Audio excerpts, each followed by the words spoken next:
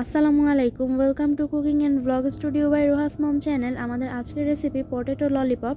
সেই জন্য প্রথমে আলু ভর্তাটা রেডি করে নিতে হবে। আলু ভর্তা তৈরির জন্য প্রথমে তেল গরম করে নিয়ে তাতে পেঁয়াজ মরিচ কুচি, ধনিয়ার গুঁড়া, মরিচের গুঁড়া, হলুদের গুঁড়া, এই সামান্য গরম মশলা বাটা দিয়েছি। আপনারা চাইলে গুঁড়াও দিতে পারেন। পেঁয়াজটা হালকা ভেজে নেওয়া হয়ে গেলে এখানে কিছু সেদ্ধ করা আলু ভেঙে ভেঙে দিয়ে দিয়েছি। এভাবে ভেজে নিয়ে আলু ভর্তাটাকে তৈরি করে নিতে হবে যেন গোটা গোটা না থাকে। আলু ভর্তা তৈরি হয়ে গেলে এখন দুইটা স্টিক একসাথে নিয়ে এভাবে শেপ দিয়ে নিতে পারেন। সব কয়টা ললিপপ বানানো হয়ে গেছে। এখন একটি আটার গোলা তৈরি করে নিতে হবে। এই জন্য চালের গুঁড়া ও সামান্য বেসন দিয়েছি আর একটু লবণ দিতে হবে। প্রথমে এই আটার গোলাতে ডুবিয়ে তারপরে ব্রেড ক্রাম্বস বা বিস্কুটের গুঁড়াতে কোট করে নিতে হবে। তারপরে এই যে ভাজার পালা, ভাজার জন্য তেলটা খুব বেশি গরম করা যাবে না, তাহলে ভেতরে নরম থেকে যাবে আর উপরে তাড়াতাড়ি পুড়ে যাবে।